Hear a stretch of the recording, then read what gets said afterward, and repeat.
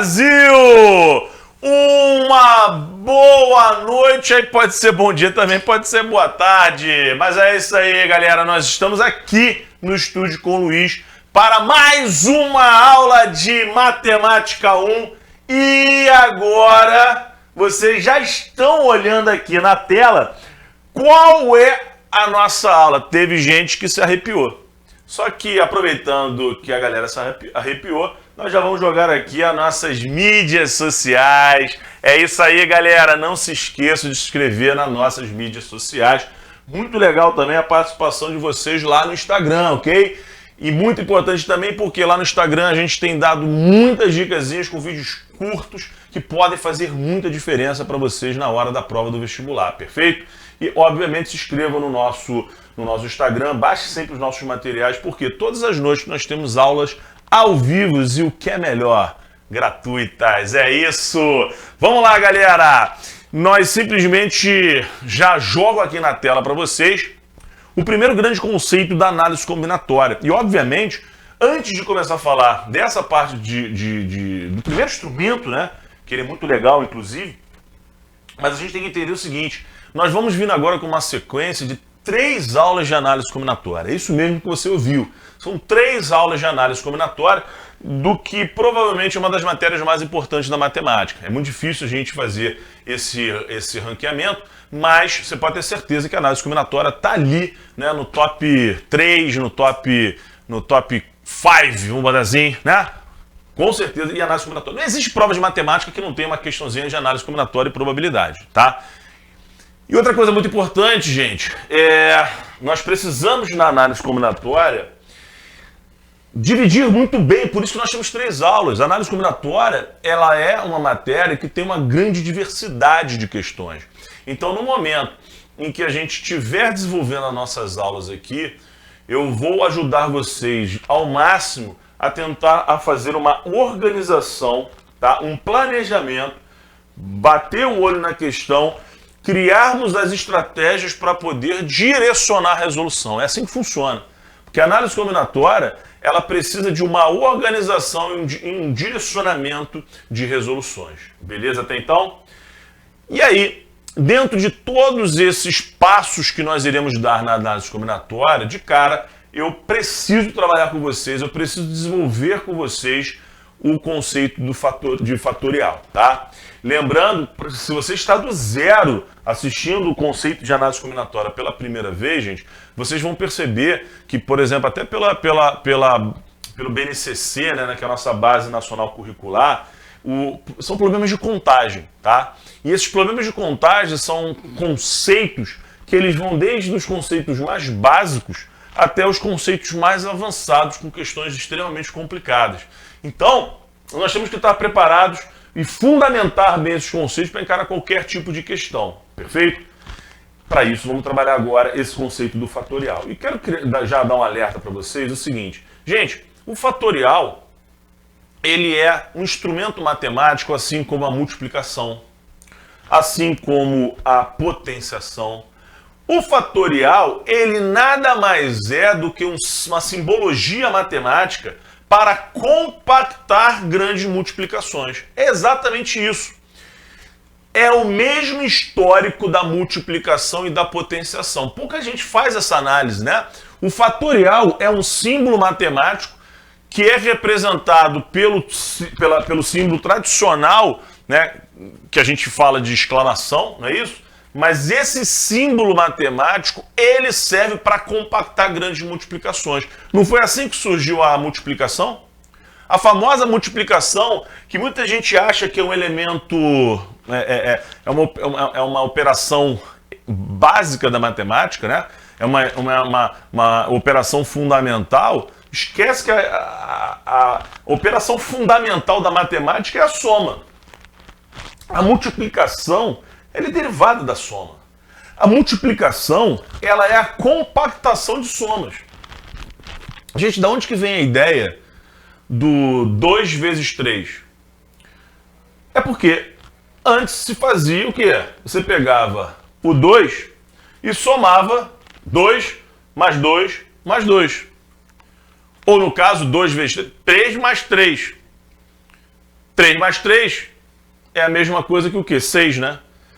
Aí você fala assim, ah, Zimmer, mas, pô, precisava disso? Não, mas aí se você botar 3, mais 3, mais 3, mais 3, mais 3, opa! Aí tu começa a falar assim, pô, tá chato. É realmente. Então, criou-se a multiplicação.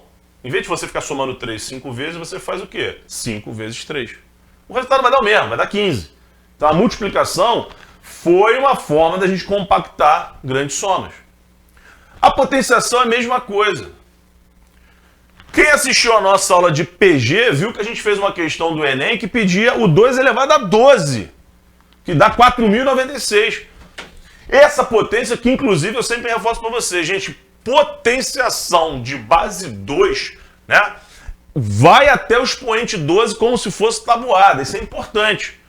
E aí você entende o seguinte, pô, Zimmermann, realmente, o 2 elevado a 12 é você pegar 2 vezes 2, vezes 2, vezes 2. Pô, 12 vezes é chato demais. Haja folha de papel. Haja pergaminho. Isso pensando lá na época que foi criada a potenciação. Então, a potenciação, o que é o 2 elevado a 12? É você pegar esse 2 e ficar multiplicando por ele mesmo 12 vezes. Falou, galera, vamos lá, vamos botar um símbolo matemático para compactar isso. E aí criou-se a potenciação. E a mesma coisa acontece com o fatorial. Vocês vão perceber que no desenvolvimento dos conceitos de análise combinatória, de princípio fundamental da contagem, de princípio multiplicativo, vai ser muito comum, além desse 2 vezes 2 vezes 2 vezes 4, existem muitas contas que vão ser, por exemplo, 10 vezes 9 vezes 8 vezes 7 vezes 6, até o número 1. Por princípio multiplicativo, vocês já vão entender por que essa conta aparece tanto. Ah, dá um exemplo assim, só para contextualizar, professor. Você tem 15 pessoas numa fila, de quantas formas diferentes? É assim que a gente vai aprender as questões. Problemas de contagem são assim, análise combinatória é isso. Ah, tem 15 pessoas numa fila. De quantas formas diferentes nós podemos rearrumar essas pessoas? Galera, para a primeira colocação você pode chamar 15 pessoas, depois 14, depois 13. Aí tu vai fazer a conta, tu vai fazer um 15 vezes 14, reticências até 1. Aí tu fala, meu Deus, grande essa conta, né? Aí criou-se o símbolo do fatorial. Então, aqui está a representação generalizada do n fatorial. É o n vezes n menos 1 vezes n menos 2. Tu vai multiplicando de forma decrescente, sempre tirando uma unidade, até chegar no número 1. Até aí tudo bem? E aí de cara eu já coloco para vocês o n fatorial igual a 0, tá? O n fatorial igual a 0. Desculpa, n fatorial igual a 0 não. 0 fatorial igual a 1. Esse 0 fatorial igual a 1, ele não é muito comum de aparecer, mas quando você tenta, por exemplo, jogar fórmula de arranjo, né, e o n é igual a p, pode acontecer de aparecer, mas vamos trabalhar e o 1 fatorial ser igual a 1, mas vamos trabalhar os números um pouco mais encorpados, que vão ser realmente os que vamos ter que trabalhar bastante. E aí eu coloquei representações que realmente vão aparecer pra gente, galera. E é muito importante, dentro desse mar de informações que nós temos para o vestibular, pô, nós estamos fazendo uma preparação. Ah, pô, Zimmermann, fala especificamente aí do nosso querido Enem. Gente, o Enem, ele não vai jogar para vocês aquelas questões de fatoriais algébricos, né? Que tem umas questões que são muito profundas em relação a isso. Não tem necessidade, gente. Fatorial, dentro das questões contextualizadas dos nossos vestibulares tradicionais, e falando especificamente aqui do Enem, ele não vai ficar trabalhando uma questão só de fatorial. Então aprenda as malícias do fatorial, entenda a essência do processo e vamos tocar o barco. Então olha aqui, de cara eu já coloquei um exemplo. 6 fatorial, esse 6 fatorial. Gente, isso não é uma exclamação, tá bom? Você simplesmente, tem gente que pega essa letra A e fala assim, vamos lá, vamos estudar fatorial. Aí pega a letra A e fala assim, 6! Isso não é uma exclamação. Isso é simplesmente a compactação da multiplicação do número 6 de forma decrescente do 6 vezes 5, vezes 4, vezes 3, vezes 2, vezes 1. Vai ter que ir até 1, beleza? Galera, 6 vezes 5 dá 30. Vezes 4 dá 120. vezes... já me perdi. 6 vezes 5 dá 30, vezes 4 dá 120, vezes 3, 360, vezes 2, 720. Aí, sabe o que deve estar passando na sua cabeça agora? Professor, até onde eu preciso realmente saber o resultado disso? Excelente pergunta. Por exemplo, na potência do 2, os vestibulares tradicionais geralmente exigem a resposta até o expoente 12. Tudo bem? Se por um acaso você tiver uma conta que é um 2 elevado a 15, não, muito raramente vai ser, as opções de múltipla escolha vão estar com um valor realmente numérico exigindo a conta. Agora, no fatorial, eu arrisco a dizer que aí é muito difícil também dar certeza, tá? Mas geralmente, até o 6 fatorial, a galera costuma ir aí e exigir a conta. Que eu acabei de fazer agora com vocês aqui, né? Contando aí, multiplicando. Aí depois, um 2 elevado a 7, de repente... professor, mas tem uma questão que a gente tem que fazer, por exemplo, 10 fatorial. O vestibular não vai exigir que você faça o resultado final da conta. Vocês vão perceber que muitas questões de vestibular, as respostas aparecem, inclusive, com a simbologia do fatorial. Beleza até aí? Mas o ponto que eu quero chegar com vocês agora, ainda aí na parte do fatorial, é o seguinte, gente. Às vezes, e olha para a letra C. Lembrando que o 4 fatorial é o exemplo da B, que também é muito clássico, né? O 24. 4 vezes 3 vezes 2 vezes 1. Agora eu queria que vocês dessem uma olhada aqui nessa letra C. Essa letra C, eu simplesmente voltei a falar do 6 fatorial, só que eu não desenvolvi ele até o 1, perceberam? Eu botei 6 vezes 5 vezes 4 fatorial. Gente, percebam que você pode travar esse desenvolvimento da multiplicação em qualquer valor, contando que você respeite esse n-1, esse n-2. E vocês vão perceber já já por que a gente faz isso, tá? Então, por exemplo, o 10 fatorial, eu representei de 3 formas diferentes. Eu botei o 10 fatorial na letra D de forma completa, desenvolvendo ele totalmente, ninguém vai precisar fazer essa conta, tá? Mas eu fiz, por exemplo, o 10 fatorial, você travando no 5. Porque lembrando, gente, se você não quiser travar no 5, você pode continuar desenvolvendo ele, e aí você vai acabar chegando na letra D. Faz sentido? Olha para a letra F. A letra F eu resolvi desenvolver o 10 fatorial como 10 vezes 9 vezes 8 fatorial.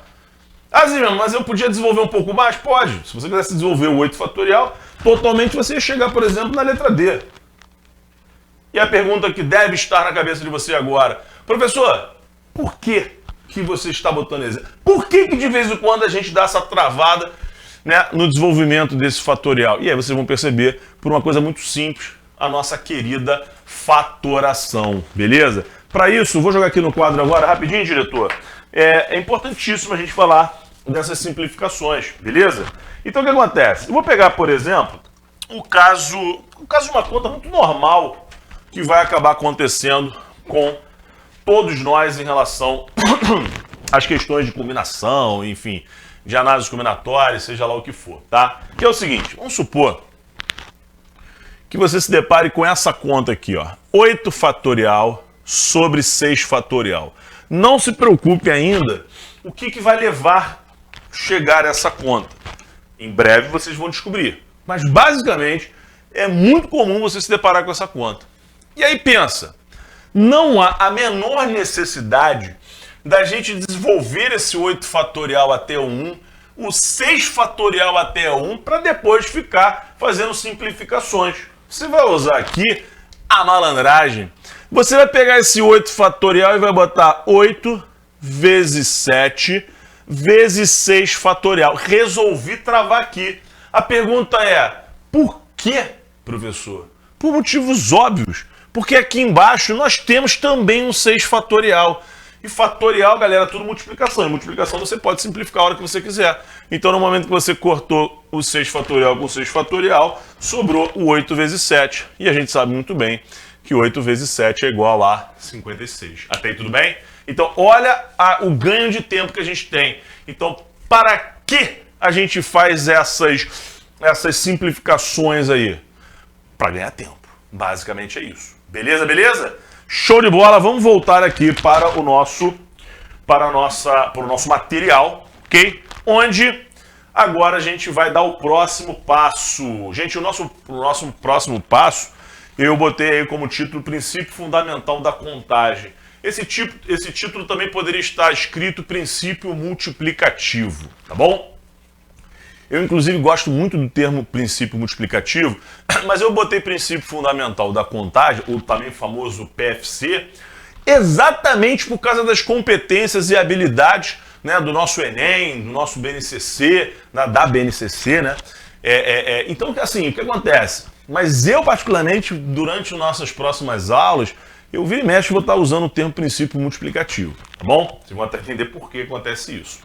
E aí, gente, olha só a nossa definiçãozinha. Se determinado acontecimento ocorre em N etapas diferentes, e se a primeira etapa pode ocorrer de K uma maneira diferente, a segunda K duas maneiras diferentes e assim sucessivamente, então o total T de maneiras que pode ocorrer o acontecimento é dado por T igual a K1 vezes K2 vezes K3. Gente, eu fiz questão de ler essa definição, tá? Para sair de um passo bem teórico para um passo bem aplicativo, tá? Eu quero mostrar a aplicação e que conceito matemático maravilhoso que foi desenvolvido com o conceito do princípio multiplicativo. Para isso, a gente tem que pensar no seguinte, eu vou criar uma situação aqui hipotética e bem simples, tá? Imagina que você resolva sair, né, à noite. Você resolve ir para, né, curtir aí a noitada com a galera, ou com o seu namorado, ou com a sua namorada. E aí você fala o seguinte, vamos lá, eu vou separar aqui na cama algumas roupas para eu poder ver a combinação de cores e aí vamos lá. Aí você resolve colocar 3 camisas, 2 calças e 3 tênis. 3 camisas, 2 calças e 3 tênis. A pergunta que eu posso fazer diretamente para vocês é o seguinte: de quantas maneiras diferentes nós podemos fazer a combinação das roupas que a gente vai se vestir? Lembrando, quem são essas etapas diferentes agora, gente? Camisa, calça e tênis. Sim ou não? São 3 etapas diferentes. Nós temos que apresentar esses resultados juntos. A pergunta não foi de quantas maneiras diferentes nós podemos se vestir? E aí, o que acontece?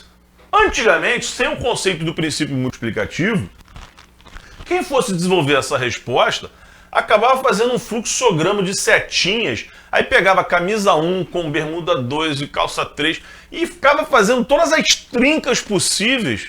E no final, sabe qual era o resultado que dava? Para esse caso que eu falei, daria 18. 3 camisas, 2 calças, né, e 3 tênis. Tu simplesmente tenta fazer essa experiência, por exemplo, pega lá camisa 1 com calça e vai botando as setinhas e tu vai montando as trincas, tu vai chegar a 18. Só que agora, galera, o que vai acontecer? A gente vai pro quadro agora e vai mostrar para vocês que você não precisa fazer fluxograma nenhum. Você basicamente precisa entender a lógica do processo e aí sim conseguir explorar esse campo maravilhoso que é o do princípio fundamental da contagem ou princípio multiplicativo. Então, nesse caso que eu falei aqui agora, galera, olha só o que eu vou fazer. Eu vou colocar 3 tracinhos. São mais 3 etapas diferentes, beleza? E aqui eu vou colocar o quê? Aqui eu vou colocar as camisas, tá? Aqui eu vou colocar as calças. E aqui eu vou colocar o tênis. Gente, nessa primeira apresentação, eu estou escrevendo a palavra inteira. Depois vocês vão começar a perceber que você vai botar as iniciais, você vai botar referências mais rápidas, tá? Galera, preste atenção numa coisa. Lembra que eu falei para vocês, nós temos, na verdade, a possibilidade, nós temos 3 camisas, 2 calças e 3 tênis. Beleza até então? Galera, se você parar para pensar, só aqui, ó, você teria, por exemplo, camisa 1, Vou botar CA porque eu botei camisa e calça. Podia botar bermuda para letra diferente, né? Camisa 2, camisa 3. Aqui, calça 1 e calça 2. Se você pensar só nessas duas primeiras etapas, dariam 6 possibilidades, é ou não é? Por quê? Porque você vai fazer a calça 1 com a camisa 1 com a calça 1, camisa 2 com a calça 2, camisa 2 com a calça 1, camisa 2 com a calça 2, camisa 2. São 6 possibilidades. Só que peraí, se você pensar individualmente nos tracinhos, quantas possibilidades você tem para botar camisas? 3. Quantas possibilidades você tem para calças? 2. Galera, é só multiplicar. Por quê? Porque essas são 2 e essas são 2. 3 vezes 2, 6. Ah, professor, mas tem os tênis também. Pô, então tu bota mais um tracinho e multiplica por 3. Porque cada uma dessas 6 duplas ainda pode ir com o tênis 1, com o tênis 2 e com o tênis 3. Sim ou não? Então, uma dessas 6 duplas vem pra cá, pra cá, pra cá. Você tem 6 vezes 3 possibilidades. Então é só fazer direto. Olha que conceito maravilhoso o princípio multiplicativo dá pra gente. Basicamente, chegou aqui e botou camisa, calça e tênis. Quantas possibilidades tem de camisa? 3. De calças, 2. De tênis, 3. A matemática diz pra gente multiplicar esses elementos e você chega às 18 possibilidades. Esse é o conceito de princípio multiplicativo. E aí eu vou dizer pra vocês uma coisa muito interessante, que no primeiro momento parece ser até uma coisa um pouco radical. Vou sair da frente aí para vocês darem aquela printada, né? Mas é o seguinte, galera, preste atenção no que eu vou falar para vocês. São 3 aulas de análise combinatória, certo? Olha que informação legal. Tudo dá para fazer por princípio multiplicativo. Tudo que eu vou ensinar para vocês, tudo que nós vamos trabalhar nas próximas semanas, tudo é baseado nesse conceito aqui. É porque os exercícios vão começar a ganhar obstáculos e aí vai ser muito necessário a gente dividir em blocos estratégias de resolução para conseguir abraçar todas as questões. Mas na prática, tudo se resolve por princípio multiplicativo. Até aí tudo bem? Então eu vou fazer com vocês, na verdade, uma exemplificação. Assim como eu fiz essa aqui, eu vou fazer uma exemplificação agora um pouquinho numérica, né, para puxar um pouco para a aritmética, e aí vocês vão ver como o princípio multiplicativo, primeiro, como ele é interessante, como ele é amplo, como é que ele faz a gente chegar em resultados de formas muito mais rápidas, né, e também como é que ele pode começar a ser dificultado. Até aí tudo bem? Para isso, galera, eu vou fazer uma pergunta aritmética para vocês, e vocês vão pensar. Essa pergunta é bem simples e eu vou resolver essa pergunta aí através de 2 caminhos, um aritmético e outro para análise combinatória. Vou jogar a pergunta no ar e vou dar um tempo bem curto para vocês pensarem na resposta. A pergunta é: quantos números de 3 algarismos existem no sistema decimal? Eu vou repetir a pergunta.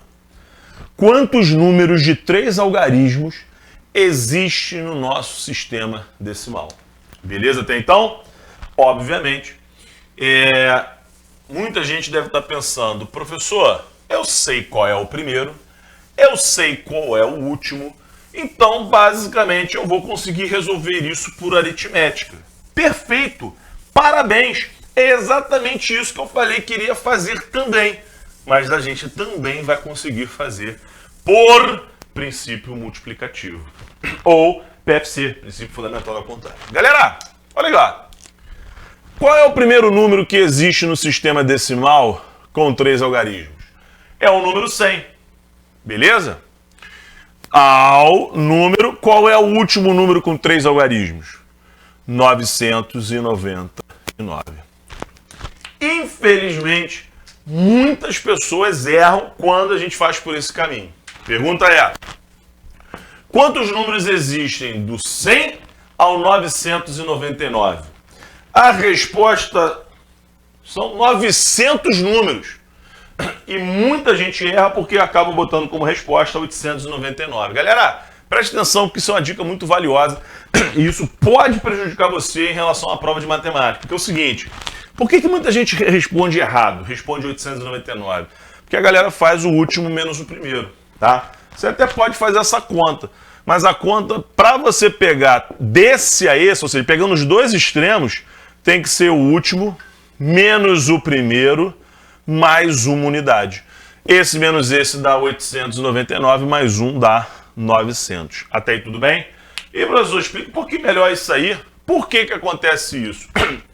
Primeiro eu vou explicar o seguinte, quando você faz o último menos o primeiro, você está tirando um extremo, tá? E eu estou querendo, nesse caso, que os dois extremos entrem. E eu vou provar para vocês que quando a gente faz essa subtração, a gente tira um extremo. Ziva, como é que vai provar isso? Eu vou provar através de uma quantidade menor, né? Pensa do 1 ao 5. Aqui ninguém erra, né? Quantos números existem do 1 ao 5? Pô, a gente faz nos dedos, né? Tem 1, 2, 3, 4, 5. Todo mundo concorda que tem 5 números? Experimenta fazer o último menos o primeiro e ver o que vai dar. Se você fizer esse menos esse, vai dar quanto? Vai dar 4. E tá errado isso. Se eu quero saber quantos números tem do 1 ao 5, eu quero que os dois extremos entrem. Então tem que ser o último menos o primeiro mais 1. Tá provado isso? Beleza. Volta para cá. Então nós chegamos à brilhante conclusão que... Perdão. A brilhante conclusão que existem 900 números de 3 algarismos no sistema decimal. Vamos resolver isso agora por princípio multiplicativo. Análise combinatória na veia. Olha só, galera. Para isso, eu vou usar aquele recurso dos 3 tracinhos. Lembra que eu botei agora há pouco camisa, calça e tênis? Só que agora não vai ser camisa, calça e tênis, vai ser centena, dezena e unidade. Beleza até aí? Show de bola! Professor, e aí, o que a gente faz? Vamos fazer o seguinte, vamos começar das centenas, porque as centenas, tá? Essa posição aí dessa nossa ordem das centenas, ela é a única, na verdade, que vai ter uma restrição. Qual é a restrição, professor? Lembrando que nós estamos falando do sistema decimal. O sistema decimal, galera, ele tem 10 algarismos, tá? Não é à toa que a gente chama de sistema decimal. Até aí tudo bem? Beleza, beleza. Nesse momento chega ao nosso ambiente de trabalho, no nosso estúdio, do Estúdio com Luiz, o nosso querido professor Bruno Rinaldi. Uma salva de palmas para Bruno Rinaldi. Então, aí acontece o seguinte, galera, eu vou escrever aqui para vocês quais são os 10 números que nós temos no nosso sistema decimal. E aí, de cara, já terminei. De cara, estão vendo os 10 aqui? Qual é o único número que não pode ser colocado aqui na parte das centenas?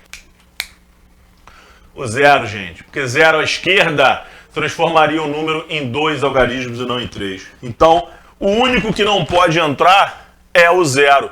Tem 9 possibilidades para cá, bota o 9 aqui. Beleza? Já vou botar o vezes que a gente sabe que a gente vai multiplicar.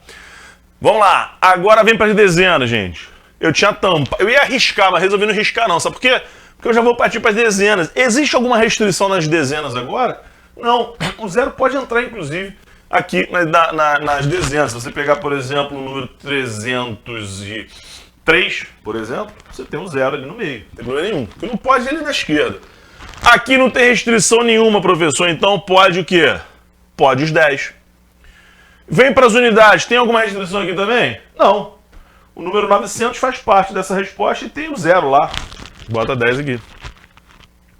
9 vezes 10 dá quanto, galera? Dá 900, princípio multiplicativo. Sensacional, hein? Então a gente chegou na mesma resposta, tanto por aritmética quanto por análise combinatória. Diretor, como é que a gente está de tempo aí? 5 minutinhos. Perfeito. Então olha só o que a gente vai fazer. Eu vou manter praticamente a mesma pergunta, mas eu vou jogar uma palavrinha que vai dificultar só um pouquinho essa parte, essa pergunta, esse exercício, tá? Basicamente isso. Vou repetir a pergunta, hein? Atenção agora.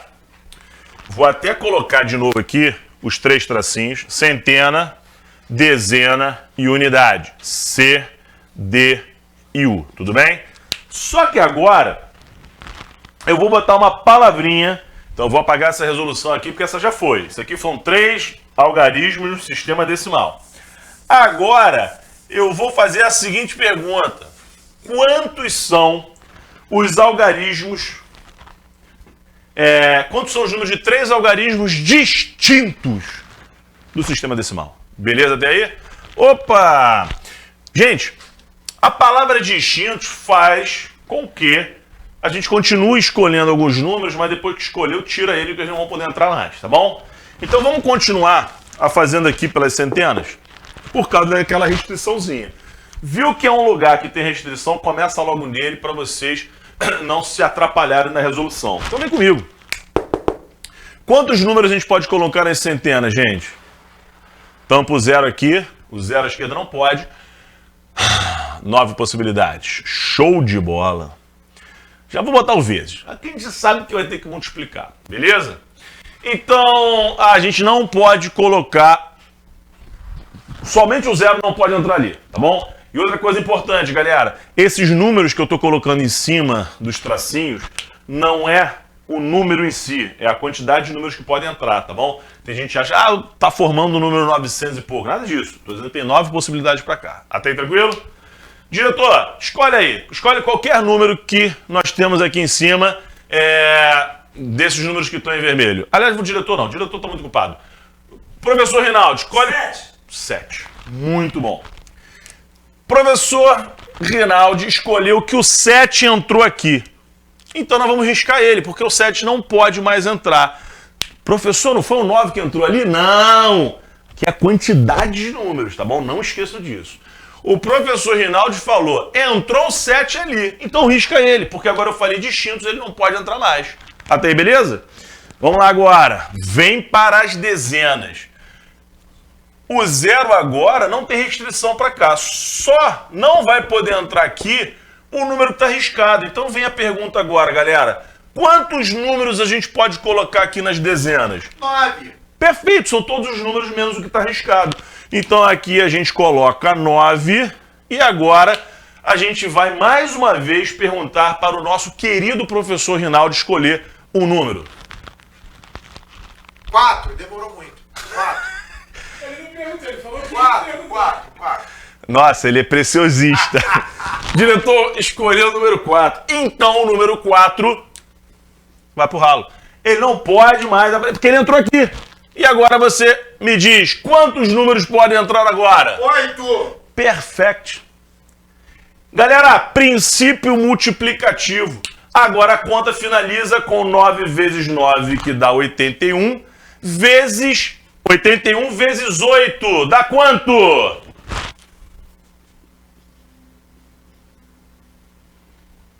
Sim ou não? Que isso, hein? Acabou a questão. Acabou a nossa questão. Ou seja, galera, toda vez que vocês estiverem precisando resolver as etapas, apresentou a quantidade, nós vamos fazer o princípio multiplicativo. Fechou? É isso aí, galera. Muita análise combinatória tem pra frente. Vamos sair aqui do nosso quadro e vamos simplesmente finalizar a nossa aula. Galera, é isso aí. Nós vamos fechar a nossa aula. Já cheguei aqui agora. Pum, aí. Pode vir comigo aqui, diretor. E nós finalizamos esse primeiro passo de muitos de análise combinatória que nós vamos ter. Lembrando para vocês, se inscrevam nos nossos canais, acessem o nosso Instagram também, se inscreva lá no Instagram, vamos lá, divulgue pra galera as nossas redes sociais, se inscreva no YouTube e tchau, Brasil! Oh!